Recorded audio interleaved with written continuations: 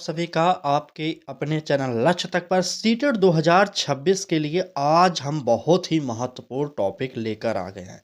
जी हाँ दोस्तों, आज की यह टॉपिक होने वाली है आरटीई एक्ट यानी कि राइट टू एजुकेशन, जिसे आप हिंदी में कहते हैं शिक्षा का अधिकार अधिनियम 2009।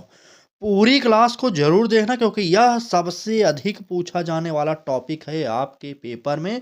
और ए टू जेड जो भी पेडागोजिकल प्रश्न इससे बनेगा, जो भी फैक्ट वाले प्रश्न बनेंगे, इस क्लास में डिस्कस किया जाएगा।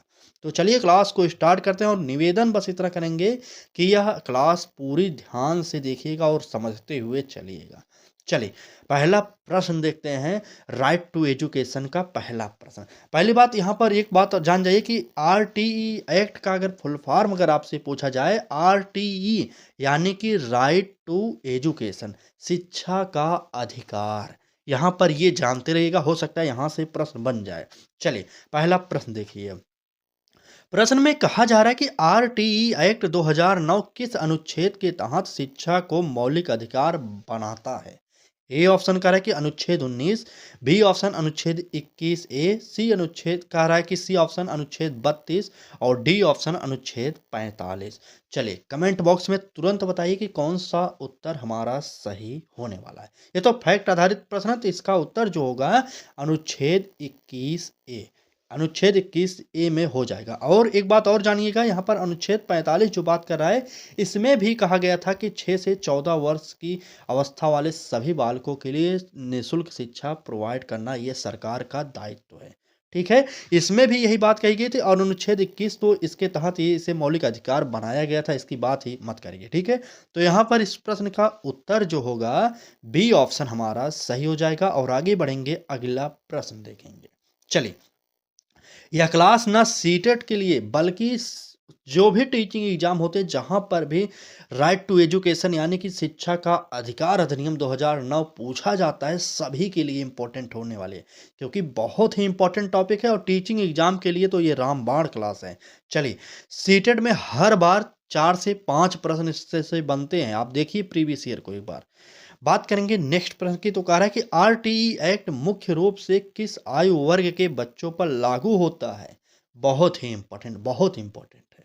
ए ऑप्शन कह रहा है कि 3 से 9 वर्ष, बी ऑप्शन कह रहा है कि 5 से 16 वर्ष, सी ऑप्शन कह रहा है कि 6 से 14 वर्ष और डी ऑप्शन कह रहा है कि 10 से 18 वर्ष।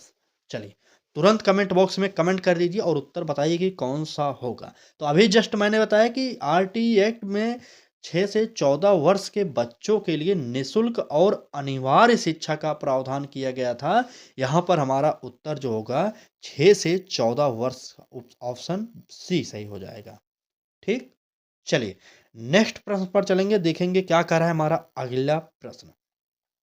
प्रश्न में कहा जा रहा है कि आरटीई एक्ट के लागू होने की तिथि क्या है। ये सब बहुत ही इंपॉर्टेंट पॉइंट है भाई साहब। पेडागोजिकल प्रश्नों पर मत जाइए ज़्यादा, लेकिन इन फैक्ट को नहीं जानते तो आप आरटीई एक्ट पढ़ेंगे तो क्या काम। ठीक है, सब जानिए कब लागू हुआ, कब बना, किसके लिए लागू हुआ, ये सब बातें आपको जानना चाहिए।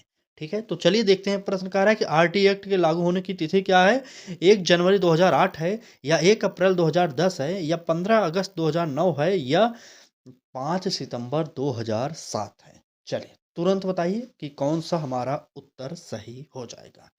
वैसे तो ये बना था 2009 में, लेकिन लागू होने की बात कर रहा है तो 1 अप्रैल 2010 को यह लागू हो गया था। पूरे भारत में इसे लागू किया गया था। कब? 1 अप्रैल 2010, यानी कि बी ऑप्शन सही हो जाएगा। ठीक, क्लास अच्छी लग रही है तो लाइक कर दीजिए। इस प्रकार के बहुत सारे प्रश्न आज की क्लास में हम कराने वाले हैं, तो लाइक करिए और पूरी क्लास को देखिएगा जरूर। पहली बार है तो चैनल को सब्सक्राइब भी कर लीजिएगा। चलिए बात करेंगे अगले प्रश्न की। तो आप तो टीचिंग एग्जाम की तैयारी करें, आपको तो ये रेशियो पता होगा ना। तो चलिए बताइए, प्राथमिक स्तर वालों तुरंत बता दो। पेपर में दोनों के पूछा जाएगा, चाहे प्राथमिक हो या मिडिल हो, लेकिन यह प्रश्न यहाँ पर ये वाला चौथा प्रश्न प्राथमिक स्तर के लिए। बताइए क्या पूछ रहा है कि आरटीई एक्ट के अनुसार प्राथमिक स्तर पर पीटीआर क्या निर्धारित है। पीटीआर मतलब पीपल टीचर रेशियो, मतलब छात्र शिक्षक अनुपात क्या होता है, ये आपसे पूछा जा रहा है। पीटीआर का मतलब यही हो गया। ठीक, चलिए ए ऑप्शन कह रहा है कि 40:1, बी ऑप्शन कह रहा है कि 30:1, सी ऑप्शन कह रहा है कि 50:1 और डी ऑप्शन 25:1। तुरंत कमेंट करिए और बताइए कि प्राथमिक स्तर पर छात्र और शिक्षक का अनुपात क्या निर्धारित किया गया था आरटीई एक्ट के द्वारा। चलिए तुरंत बताइए प्रश्न संख्या 4 का, तुरंत जल्दी बताइए। बिल्कुल, बिल्कुल, चलिए।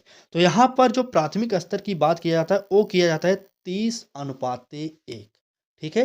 30:1 मतलब 30 छात्रों पर 1 टीचर की व्यवस्था होनी चाहिए हर प्राथमिक विद्यालय में।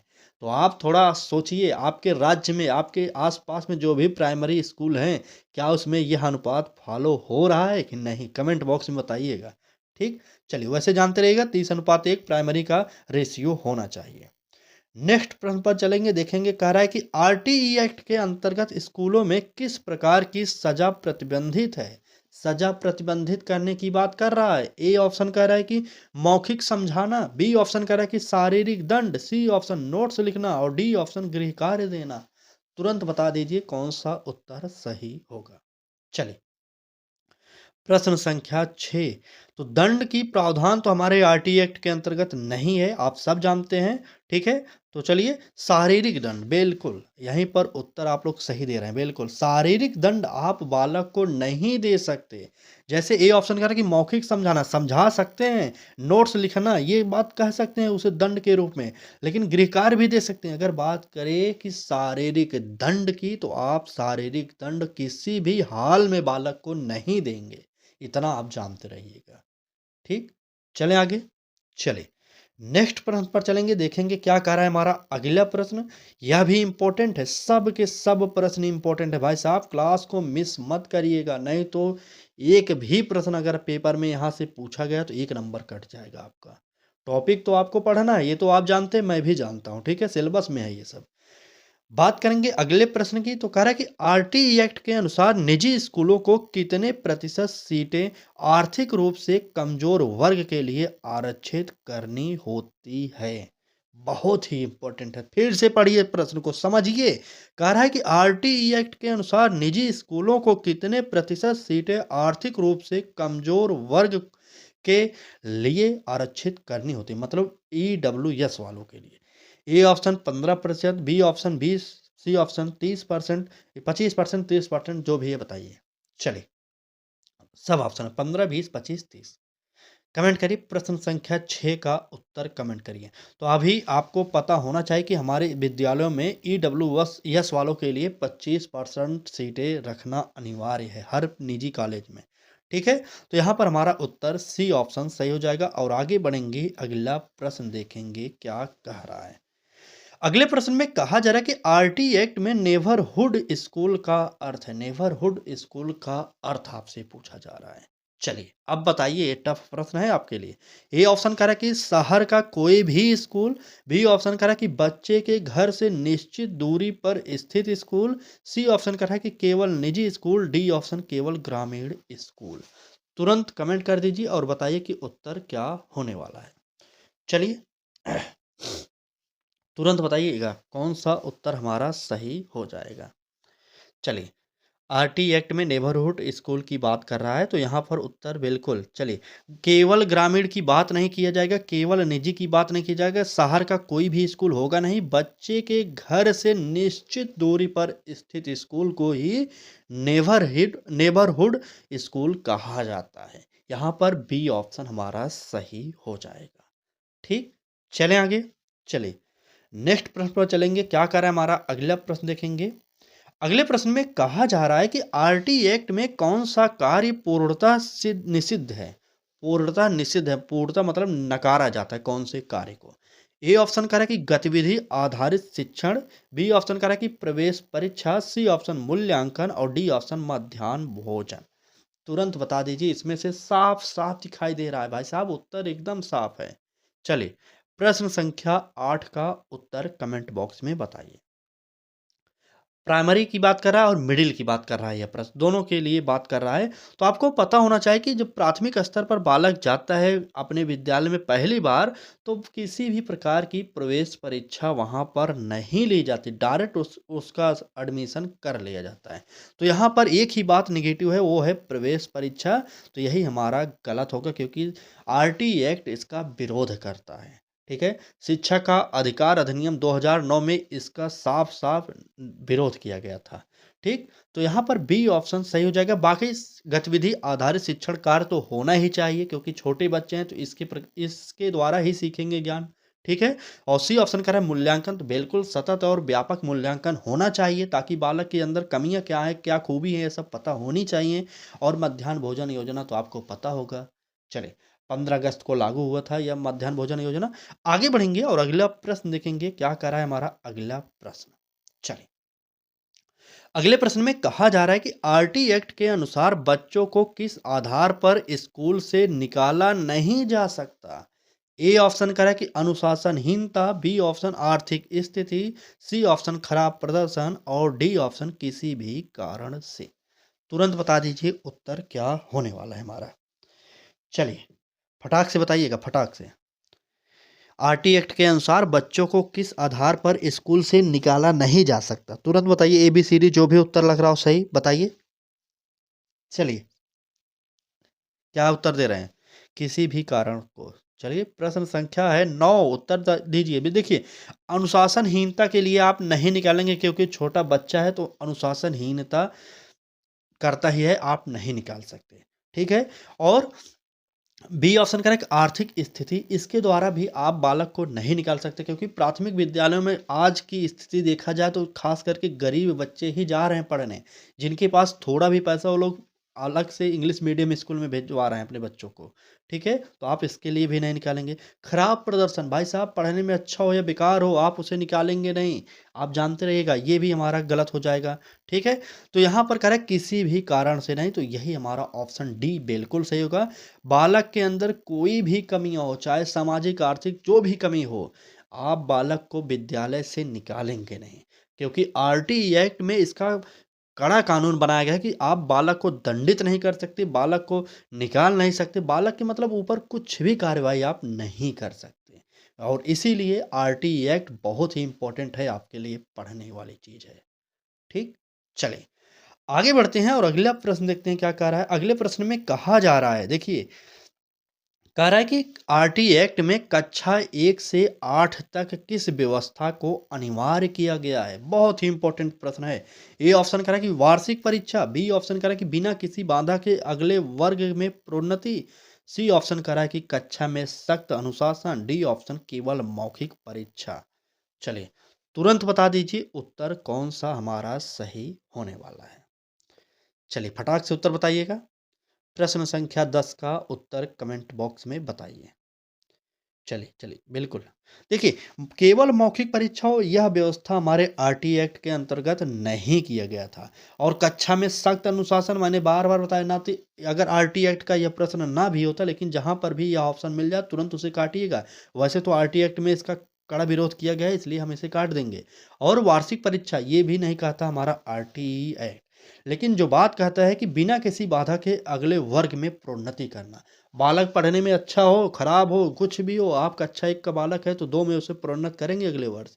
6 का बालक है तो 7 में, 7 का बालक है तो उसे 8 में। ठीक है। 5 का बालक है तो 6 में प्रोन्नत करना चाहिए आपको। तो यहाँ पर हमारा उत्तर जो होगा बी ऑप्शन सही हो जाएगा। ठीक। चलिए, आगे बढ़ते हैं और अगला प्रश्न देखते हैं क्या कह रहा है। अगले प्रश्न में कहा जा रहा है कि आरटी एक्ट के अनुसार स्कूल का कार्य समय किस पर आधारित होना चाहिए। ए ऑप्शन करा कि स्थानीय आवश्यकता, बी ऑप्शन करा कि शिक्षक की व्यक्तिगत इच्छा, सी ऑप्शन कह रहा है कि माता पिता का सुझाव और डी ऑप्शन स्कूल प्रबंधन का आदेश। तुरंत कमेंट करिए और बता दीजिए कि उत्तर क्या सही होने वाला है। चलिए, प्रश्न संख्या 11, लर्निंग आवर्स के बारे में बात कर रहा है। तो आरटी एक्ट के अनुसार स्कूल का कार्य समय किस पर आधारित होना चाहिए? देखिए, स्कूल प्रबंधन के आदेश पर कभी भी यह निर्धारित नहीं होना चाहिए और माता-पिता के सुझाव पर भी यह आधारित नहीं होना चाहिए। शिक्षक की व्यक्तिगत इच्छा, भाई साहब शिक्षक की व्यक्तिगत इच्छा ये तो हमेशा के लिए नेगेटिव है। क्यों? क्योंकि अगर शिक्षक का इच्छा होगा तो पढ़ाएगा, नहीं तो नहीं पढ़ाएगा, ऐसे कोई बात नहीं है। हमारा ये भी गलत होगा। उत्तर होगा स्थानीय आवश्यकता, यानी कि बी ऑप्शन सही हो जाएगा। बी नहीं, ए माफ़ी चाहेंगे, ए यहाँ पर ए टिक किए, ए लिखे फिर बी भूल गया थे। माफ़ी चाहेंगे इसके लिए, ए ऑप्शन सही होगा, स्थानीय आवश्यकता। ठीक? चलिए, आगे बढ़ते हैं और अगला प्रश्न देखते हैं क्या कह रहा है। अगले प्रश्न में कहा जा रहा है कि आरटी एक्ट के अनुसार एसएमएस यानी कि स्कूल मैनेजमेंट कमेटी में किसकी अधिक भागीदारी अनिवार्य है? स्कूल मैनेजमेंट कमेटी में सबसे अधिक भागीदारी किसकी होना चाहिए? ए ऑप्शन करें कि शिक्षक की, बी ऑप्शन करें कि प्रधानाध्यापक की, सी ऑप्शन करें कि अभिभावक माता पिता की और डी ऑप्शन स्थानीय दल की। चलिए, कमेंट करिए उत्तर क्या होने वाला है। स्कूल मैनेजमेंट कमेटी, तुरंत बताइए। चलिए, बिल्कुल बिल्कुल। तो स्कूल मैनेजमेंट कमेटी के अधिक सबसे भागीदारी किसकी होनी चाहिए? तो उत्तर हो जाएगा अभिभावक या माता पिता की। ठीक है, तो यहाँ पर उत्तर जो होगा हमारा सी ऑप्शन सही हो जाएगा। तुरंत बढ़ेंगे अगले प्रश्न पर और देखेंगे क्या कह रहा है हमारा अगला प्रश्न। अगले प्रश्न में कहा जा रहा है कि आरटी एक्ट के अनुसार विकलांग बच्चों के लिए क्या प्रावधान है? आरटीई एक्ट के अंतर्गत विकलांग बच्चों के लिए क्या प्रावधान किया गया था, ये आपको बताना है। ए ऑप्शन करा कि सामान्य शिक्षा का अधिकार, बी ऑप्शन करा कि स्कूल में अनिवार्य प्रवेश और सी ऑप्शन घर पर पढ़ाई, डी ऑप्शन प्रवेश न देना। चलिए, ए बी सी डी उत्तर कमेंट करिए। प्रश्न संख्या 13 का जल्दी से कमेंट बॉक्स में उत्तर बता दीजिए। चलिए, प्रवेश न देना गलत हो जाएगा, डी ऑप्शन गलत है, क्योंकि प्रवेश देना है, चाहे विकलांग हो, चाहे आँख से थोड़ा-सा कम दिखाई दे रहा हो, जो भी अपंगता हो बालक में, लेकिन आपको प्रवेश देना पड़ेगा। ठीक है, डी ऑप्शन काटिए। सी ऑप्शन करा कि घर पर पढ़ाई, बिल्कुल नहीं, विद्यालय जा सकता है बालक। समावेशी शिक्षा भी यह कहती है कि एक ही छत के नीचे सभी प्रकार के बालक को पढ़ाया जाएगा और शिक्षा का अधिकार अधिनियम 2009 यही कहता है हमारा। ठीक है, तो यहाँ पर ये भी गलत हो जाएगा। और कह रहा है कि विशेष स्कूलों में अनिवार्य प्रवेश, बिल्कुल नहीं, विशेष कोई शिक्षा नहीं दी जाएगी विशेष स्कूलों में। तो यहाँ पर ये भी गलत होगा, हमारा उत्तर होगा सामान्य शिक्षा का अधिकार है। तो आपको पता होना चाहिए कि शिक्षा का अधिकार अधिनियम जो 2009 है, इसके अंतर्गत एक बात कही गई थी कि सभी बच्चों को सामान्य शिक्षा का अधिकार है। आज भी देखिए प्राइमरी विद्यालयों में सभी बच्चे आते हैं, चाहे जो भी उनकी आर्थिक पृष्ठभूमि हो, चाहे जो भी सामाजिक पृष्ठभूमि हो, लेकिन विद्यालय एक में ही सब पढ़ते हैं। ठीक, चलिए, फिलहाल आगे बढ़ते हैं। इसका उत्तर आप लोग ए ऑप्शन को नोट करिए और आगे बढ़िए। अगला प्रश्न देखते हैं क्या कह रहा है। चलिए, प्रश्न में कहा जा रहा है कि आरटीई एक्ट के अनुसार विद्यालय में क्या अनिवार्य रूप से उपलब्ध होना चाहिए? तुरंत बताइए। ये सब प्रश्न तो समझना चाहिए ना। अगर आप यहाँ पर पढ़ रहे हैं सीटेट के लिए, तो आपको आने वाले जितने भी टीचिंग एग्जाम है, चाहे केबीएस हो, चाहे अगर राजस्थान की बात करें और जो रीट की मेंस एग्जाम होती है उसमें, चाहे यूपी की बात करें सुपर टेट में, ये सब काम आएगा। ध्यान से समझते हुए पढ़िएगा, ऐसे मत सोचिएगा कि सिर्फ सीटेट में आएगा। बिल्कुल नहीं, एक बार पढ़िए, बीपीएससी में भी पूछा जाता है, टीआरई 4 में यह आएगा। ठीक, तो सब के लिए इंपॉर्टेंट है आपके लिए। चलिए चलिए बताइए, आरटी एक्ट के अनुसार विद्यालय में क्या चीज़ अनिवार्य रूप से उपलब्ध होना चाहिए? स्मार्ट क्लास, साफ पीने का पानी, वातानुकूलित कक्षाएं, स्मार्टफोन। चलिए बताइए तुरंत। प्रश्न संख्या 14 का उत्तर बताइए। देखिए, स्मार्टफोन की आवश्यकता नहीं होनी चाहिए, वातानुकूल कक्षाएं ये भी नहीं, स्मार्ट क्लास तो होनी चाहिए, ये नहीं, ये तो नहीं बात करता आरटी एक्ट। यहाँ पर साफ पीने का पानी, इसका उल्लेख आरटीई एक्ट 2009 में किया गया था, क्योंकि बालकों को साफ स्वच्छ पानी पीने का अधिकार है, उनका मौलिक अधिकार है ये यहाँ पर, इसलिए इसका उत्तर जो होगा बी ऑप्शन सही हो जाएगा। ठीक, चलें आगे। आगे बढ़ते हैं और अगला प्रश्न देखते हैं क्या कह रहा है। अगले प्रश्न में कह रहा है कि आरटी एक्ट किस प्रकार की शिक्षा पर जोर देता है? शिक्षा का अधिकार अधिनियम किस प्रकार की शिक्षा पर जोर देता है? रट कर सीखना बिल्कुल नहीं। बी ऑप्शन करा कि बच्चे केंद्रित और गतिविधि आधारित शिक्षा, ये हमारा ऑप्शन हो सकता है। सी ऑप्शन करा कि परीक्षा केंद्रित शिक्षा। डी ऑप्शन केवल लिखित कार्य, बिल्कुल नहीं। लिखिए केवल केवल वाला काट दीजिए, परीक्षा आधारित नहीं होनी चाहिए शिक्षा। ठीक, तो आरटी एक्ट जो कहता है, क्या कहता है? बच्चे केंद्रित और गतिविधि आधारित, यानी कि बाल केंद्रित शिक्षा होनी चाहिए और गतिविधि आधारित भी होनी चाहिए शिक्षा। तो यहाँ पर इसका उत्तर जो होगा बी ऑप्शन हमारा सही हो जाएगा। ठीक, चलिए आगे बढ़ते हैं और अगला प्रश्न देखते हैं क्या कह रहा है।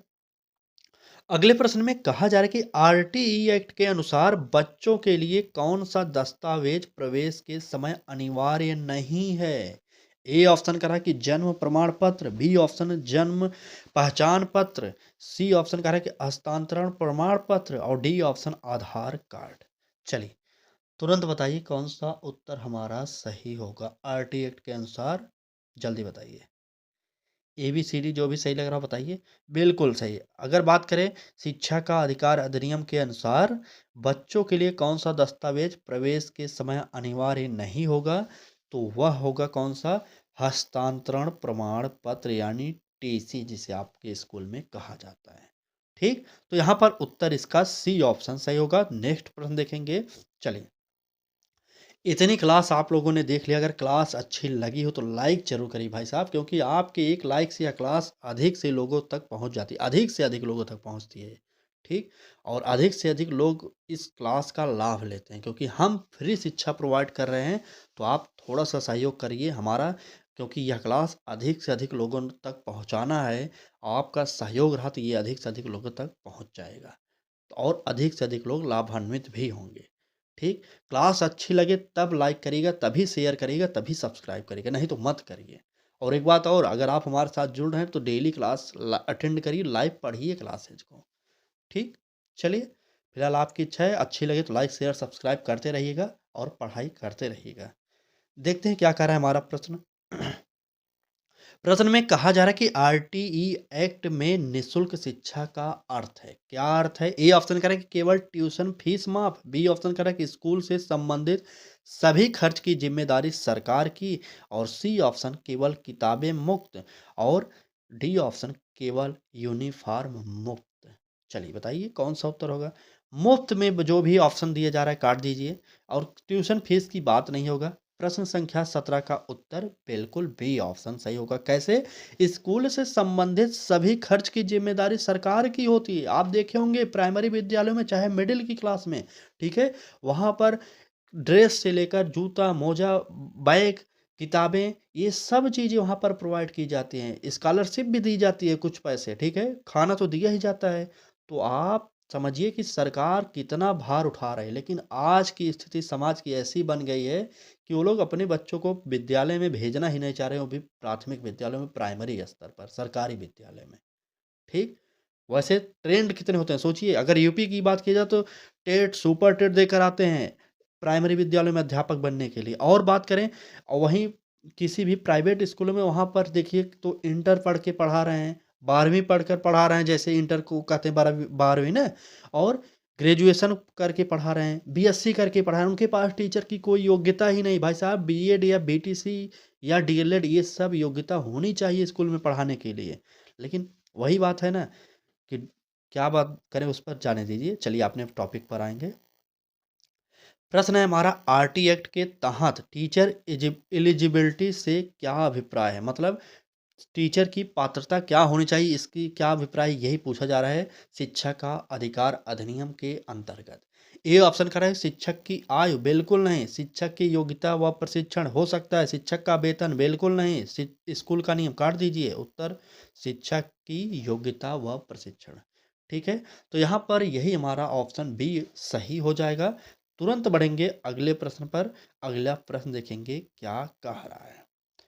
चलिए, प्रश्न में कहा जा रहा है कि आरटी एक्ट के अनुसार स्कूल को किस प्रकार का रिकॉर्ड रखना आवश्यक है।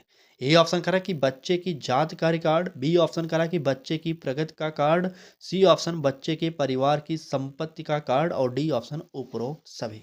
चलिए प्रश्न संख्या 19 बताइए कौन सा उत्तर होगा 19 का, तुरंत बताइएगा। रिकॉर्ड रखना आवश्यक है, तो बिल्कुल सही। हम देखिए स्कूलों को जात का रिकॉर्ड रखने की आवश्यकता नहीं है, बच्चे के परिवार की संपत्ति कितनी है ये जानने की उनकी आवश्यकता नहीं होनी चाहिए, और उपरोक्त सभी तो गलत होगा। जो उन्हें मेन सबसे आवश्यकता होगी वो होगा बच्चे की प्रगति का रिकॉर्ड, क्योंकि उसी के द्वारा बालक की प्रगति का आकलन किया जा सकता है, जो कमियां हैं उसे दूर किया जा सकता है और जो खूबी है उसे और अच्छा किया जा सकता है। ठीक है, तो यहाँ पर इस प्रश्न का जो उत्तर होगा बी ऑप्शन सही हो जाएगा। चलिए आगे बढ़ते हैं, अगला प्रश्न देखते हैं क्या कह रहा है।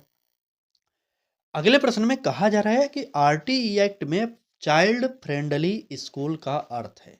चाइल्ड फ्रेंडली स्कूल का अर्थ क्या कह रहा है। ए ऑप्शन केवल खेल सुविधाएं, बी ऑप्शन भय रहित सहयोगी एवं सुरक्षित वातावरण और सी ऑप्शन केवल तकनीकी शिक्षा और डी ऑप्शन उच्च फीस।